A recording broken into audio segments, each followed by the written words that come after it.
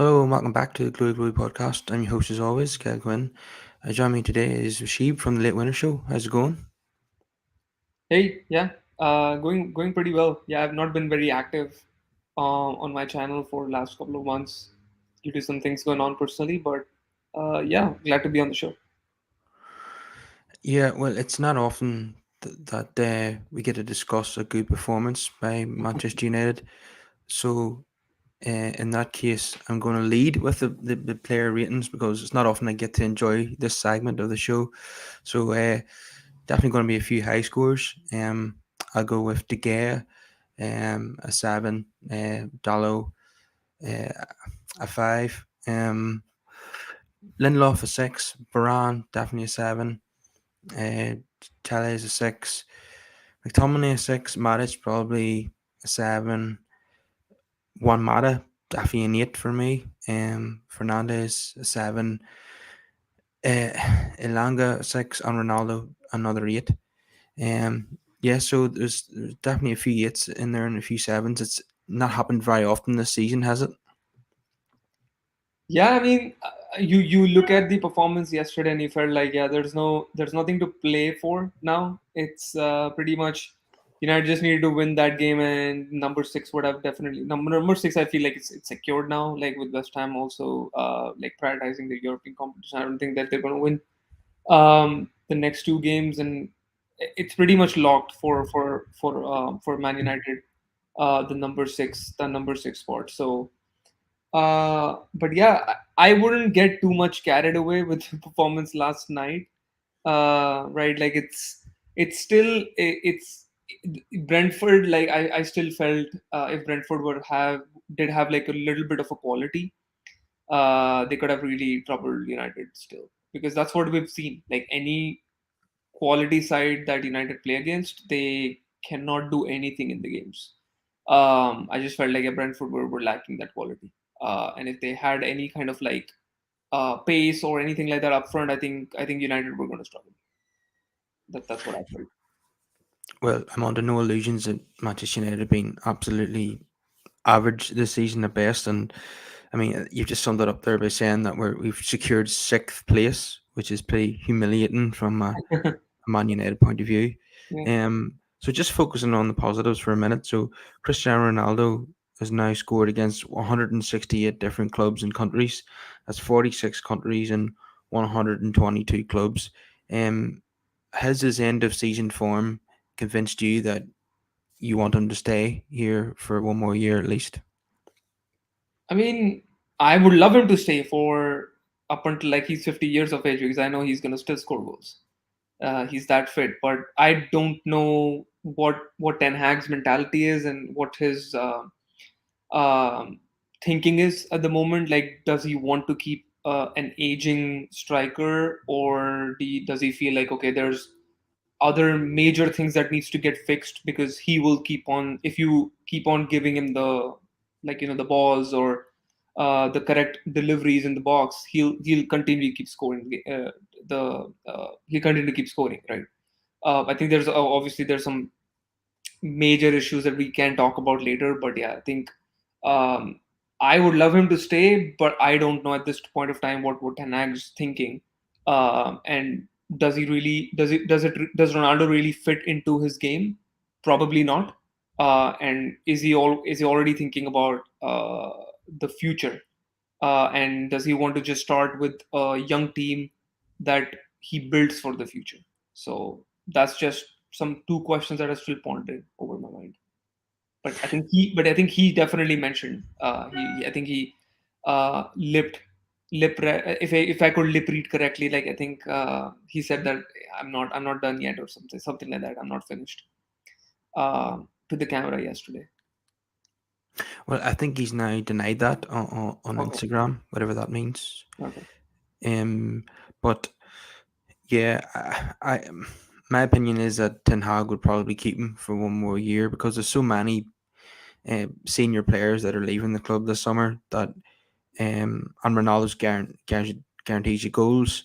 Unless United sign a top striker, I don't see Ten Hag wanting to get rid of Ronaldo in a hurry. Obviously, he's going to want to probably rebuild the whole team, but you're not going to be able to do that in one summer. And Yep. given the amount of outgoings, I think that he'd probably want to hold on to Ronaldo for one more season. And he's not unaccustomed to having a target man up front, because that's almost exactly what Sebastian Aller is. So I can see it definitely being a partnership between Ten Hag and Ronaldo, at Yeah. least for a season anyway. Yeah. I mean, you look at it, man. Like if uh, how much ever abysmal United has been, he's still able to score 18 Premier League goals, which is insane. Like I that clicked me about a couple of weeks ago, where he was like almost up to 15 or something, right? 14 or something. I was like, how did he score 14 goals? It's like because pretty much every week that we tune in to watch a United game, it's an L, and the performance is not good. uh, it's just amazing like what he does. So yeah, like with some kind of structure, with some kind of football technicality coming into United and the way they're going to play, um, maybe he works under that system. I think the decision will ultimately be Ronaldo's. Is he going to be willing to play in the Europa League? And because he hasn't played in that tournament for 20 years, and it wouldn't be great for his brand, and it would probably mean next Yeah. season probably be his last chance to probably win the Champions League. So to give up on that, it would be a huge decision on his part, wouldn't it? Yeah, exactly. And I guess like that's one of the things that's now left on his resume to win, except apart from like the World Cup, obviously. Um, but then yeah, it's better to be in the Europa League rather than the Europa Conference League, because that's something that I can't even watch the colors of that tournament. It just doesn't work for me. Yeah, I mean, it might be a great tournament for someone like Leicester to win, but Desperate. for Man United to even be in that tournament would be totally embarrassing, really. Yeah. So I can't let this show go by without mentioning Juan Mata last night.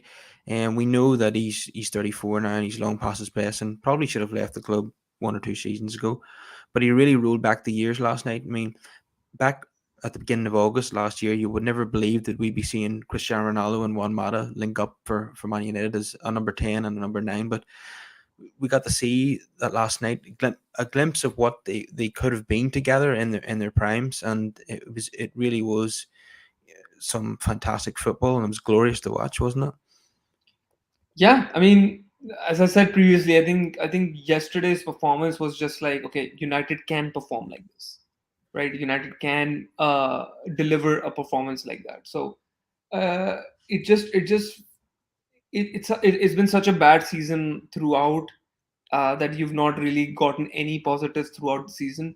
But yesterday you saw a lot of good performances from a lot of the guys yesterday. And Juan Mata, obviously, I think he's not. I don't think he has played a lot in the last couple of years, or more than even a couple of years.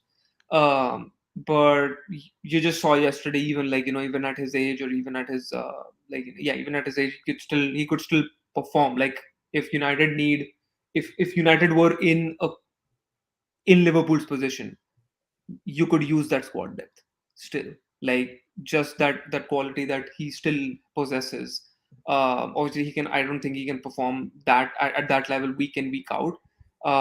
But yeah, in the crunch moments when there is a need of a performer, of a player who has played at that high level, to compose and to make sure that we can nick that game out. Yeah, he still is that guy, I feel. Another person who performed well last night and who has been doing that in recent weeks is Nemanja Matic. So you mean somebody made the point, like a few people have made the point in recent weeks that our best performing players at the moment are people who are leaving. Matic, Mata, and potentially Ronaldo. Um, is that really a really poor reflection in our squad that players who are staying are being outperformed by players who are leaving or potentially leaving? Sorry, what was the question? You got cut off. And Is it a poor reflection in our squad that players who are leaving or potentially leaving are outperforming players that are going to be here next season? yeah, again, so it just comes down to like They don't they these players who are already on contracts are on heavy contracts with the club. It doesn't really matter. Like it still amazes me how Phil Jones has kept his United career for so long, man. Like he how is that possible? And the wage structure that he's on, I think he's still earning about 300K or something like that. He's earning, and that's crazy. So I mean, you look at Matic. I think if he goes into the Arsenal side right now for one season, he would do the goods for them. Because right now, like if you look at the squad depth that Arsenal even has, for one season, if they just need to sign for like a couple of £1 million or 3 million or 5 million, even just for squad depth, he would do a good job for them. And Matic has done a good job for us for a long while. I think he's been underappreciated what he's done, but I think in most of the matches he's done pretty well.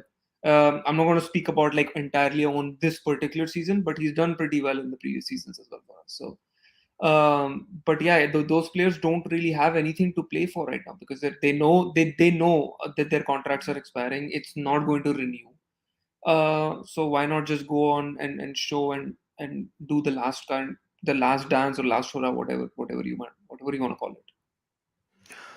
Well, sometimes it could go the opposite way, like with Paul Pogba at Anfield, kind of limping off after a few minutes and then not being seen again for the rest of the season. Because some people would be skeptical about that and say that he's protecting himself because he's leaving on a free in the summer and doesn't want to get injured. So not everybody believes that he's genuinely injured. Um, but yeah, because he was booed in the previous game, wasn't he? So he probably feels as if he doesn't really owe the fans anything. Um, He doesn't really. And to be honest, like since Ferguson left, I've been happy with United signings in the last season, or sorry, this season.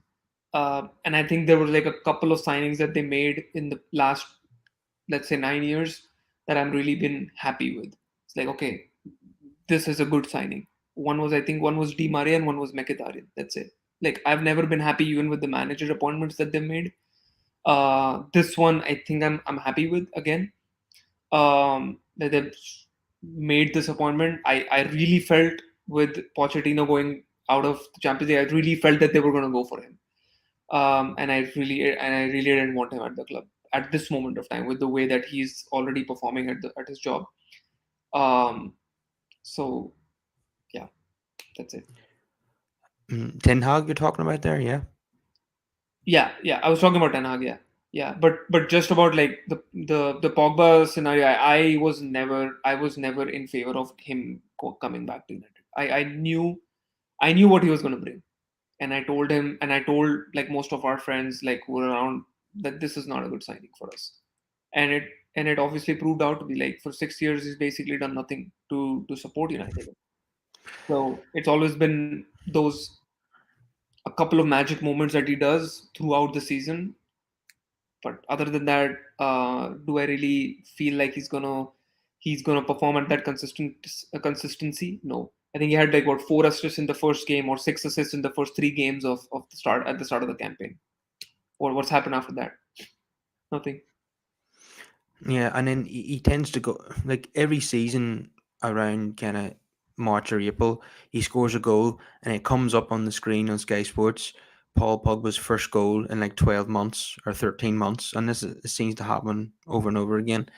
Um, yeah, he's very inconsistent. He spends long spells on the treatment table. He gives off the impression that he's not bothered when he's on the pitch at times.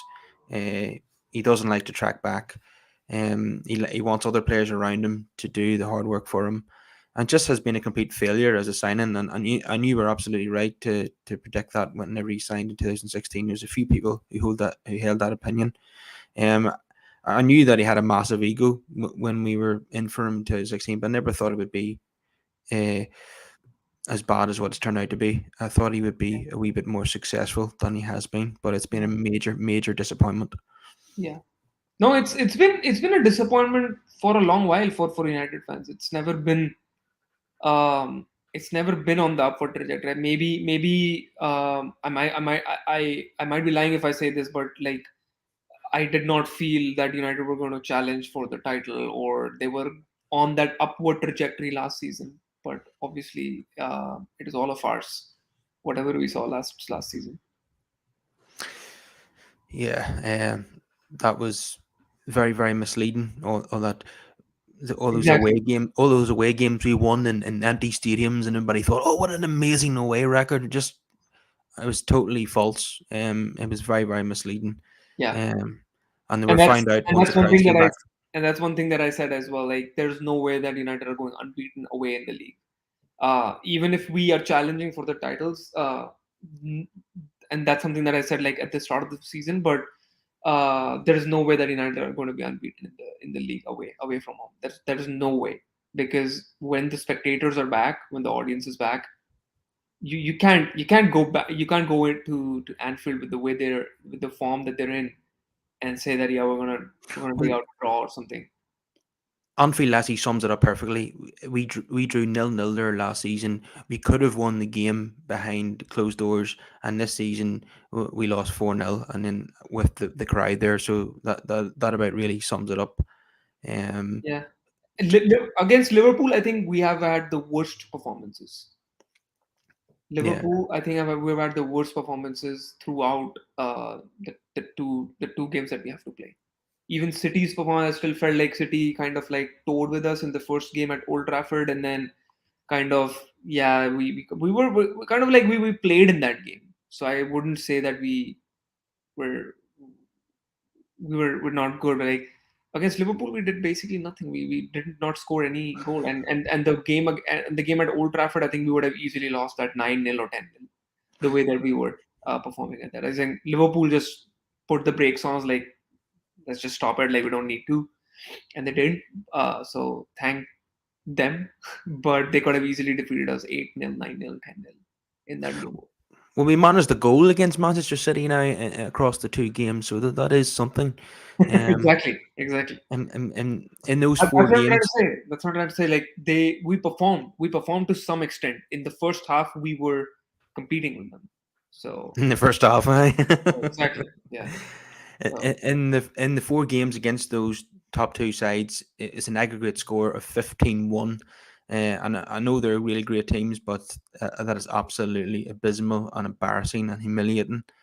So yeah. just coming back to last night, do you think it's a coincidence or not a coincidence that United performed better uh, when the players who've been performing poorly all season were not involved, like Maguire, Rashford, Lingard, who wanted to come on as a substitute because he thought it was a testimonial last night.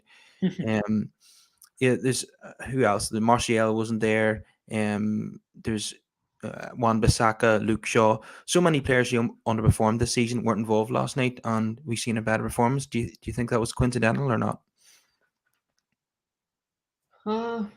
Yes and no. I feel. I mean, Do you yeah, think it I was would say part of it? yes. I would say yes. Yes, because the team that was out there, I think everyone wants to do good for the team, right? But you don't see that in the performances when these guys come out.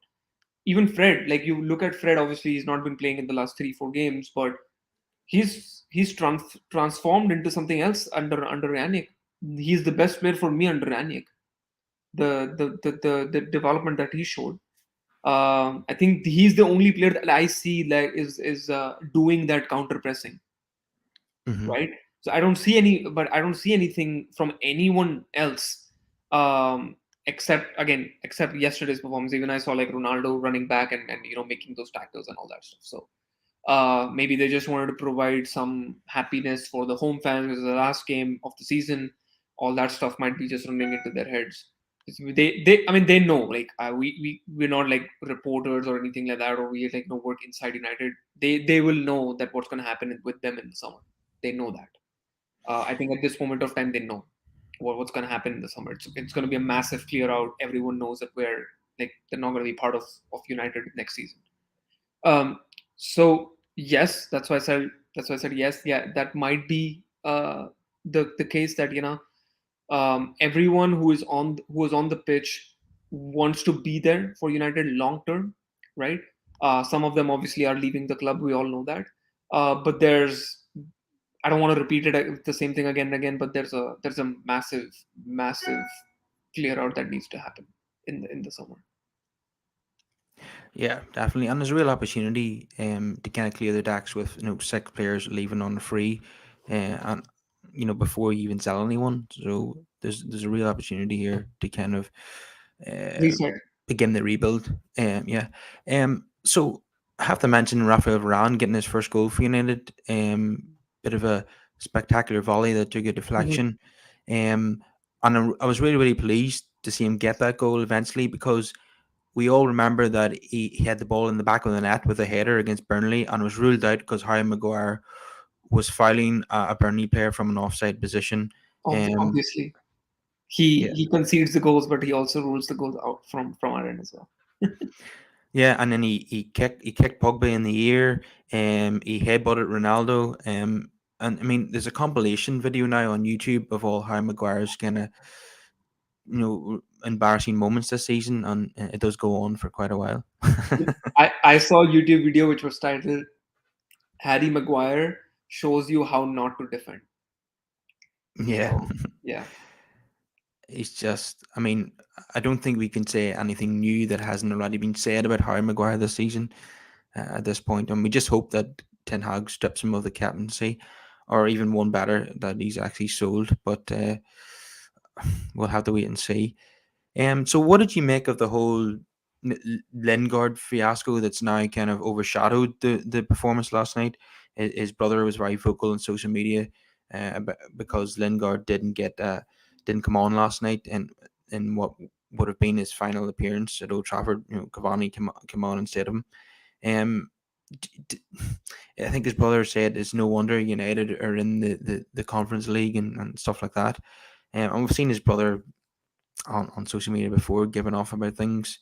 I even heard one time his brother wasn't happy with a player rating that was given to Lingard by a journalist. So I really am just fed up with of certain players.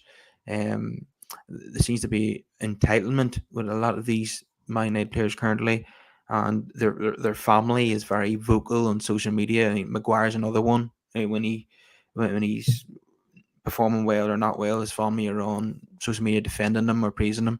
I just, I just think there's a real self entitlement with a lot of these players, and it was really highlighted last night by um, Jesse Lingard's brother. And Lingard has now posted a picture of himself as a kid with the United top on. But come on, Jesse. Moan, it was earlier in the season. You were posting photos of yourself in a West Ham shirt. You come on against Manchester City along with Rashford, and you didn't try a leg. So let's not pretend that you're the innocent party here. Yeah, I mean, again, it all, I think, it all comes down to what these players' mentality is at the moment. It's not good that everything needs to go your way. And again, like, um, was there a reason to get him on the pitch? No. So why do you feel like, okay, oh, this is going to be my last game, so I need to come on, in a United shirt and play for them. You've not been wanting to play for United for almost 18 months now.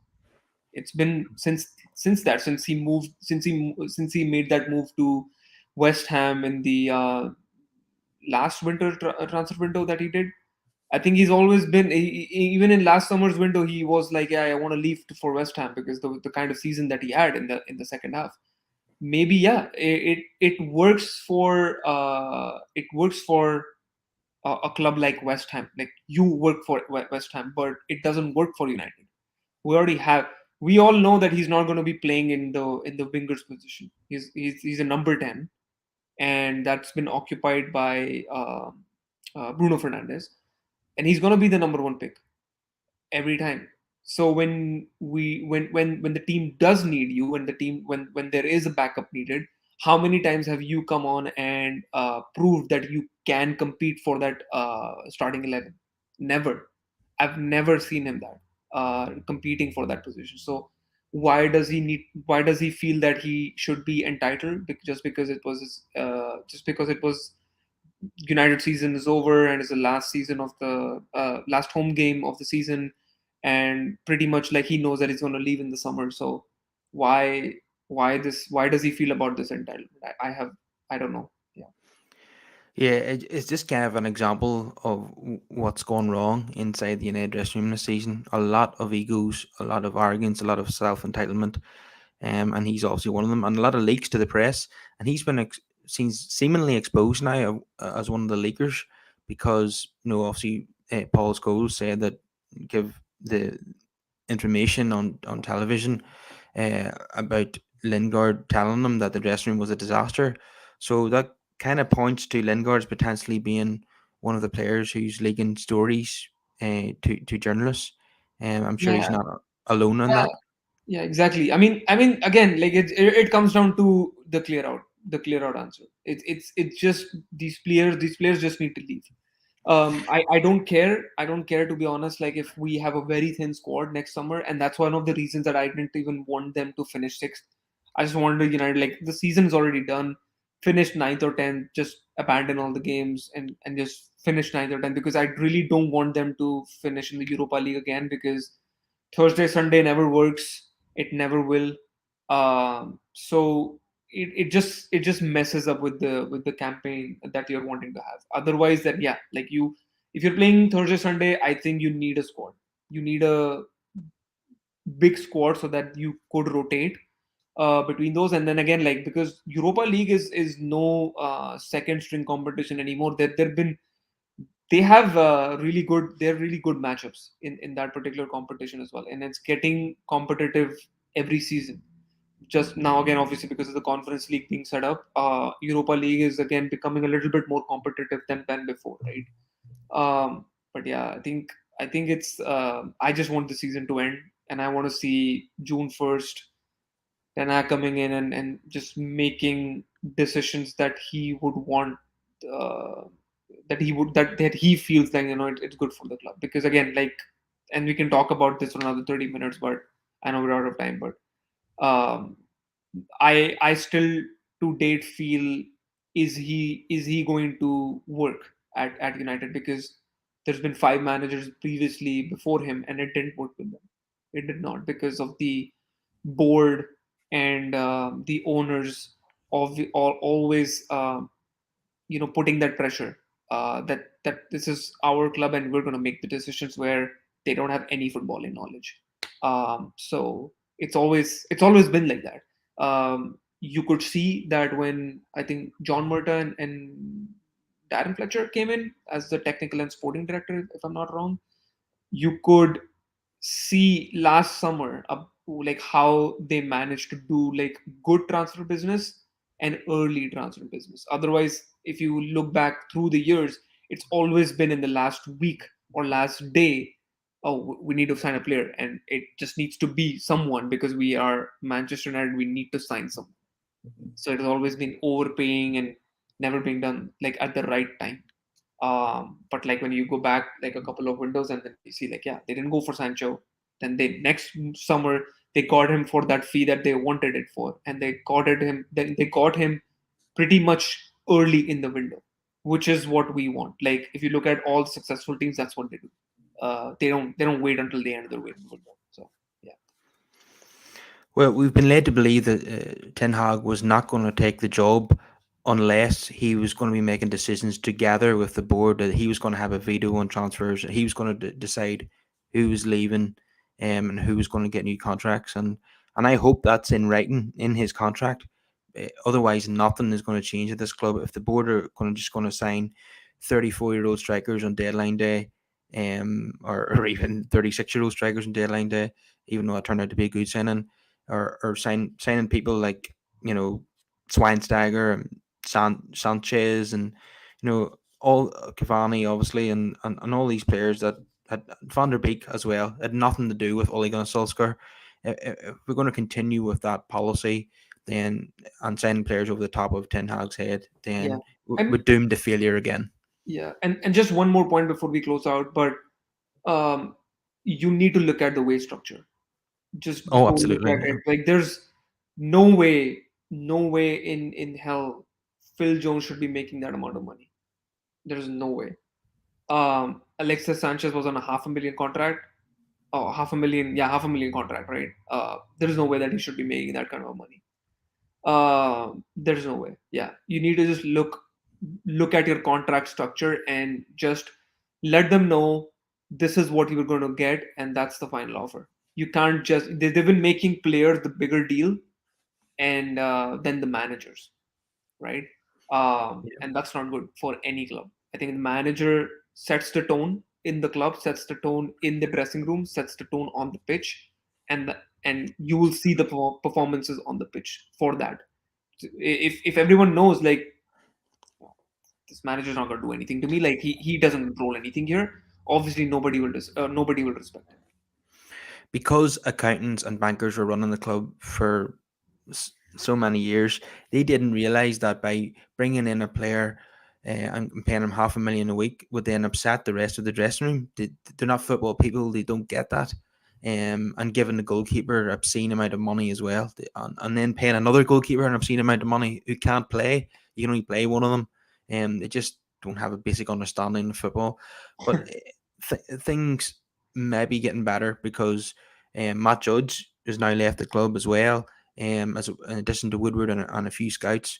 And John Murta seems as if he's going to have, you know, playing a huge role in the transfer market this summer. So I'm hoping that football people are going to start making football decisions at Man United beginning this summer. Yeah, yeah. I hope so too. I just sincerely hope that. Yeah, okay, we'll leave it there. It's been a pleasure to have you on the show, Rashid. Thank you, Carl. Thank you, Carl, for inviting me. Thank you for joining us live from New York City. Yeah, it's fun. Okay, everyone, please subscribe to the channel and comment your thoughts down below and give us a wee like in the video. And we'll see everyone again at the weekend.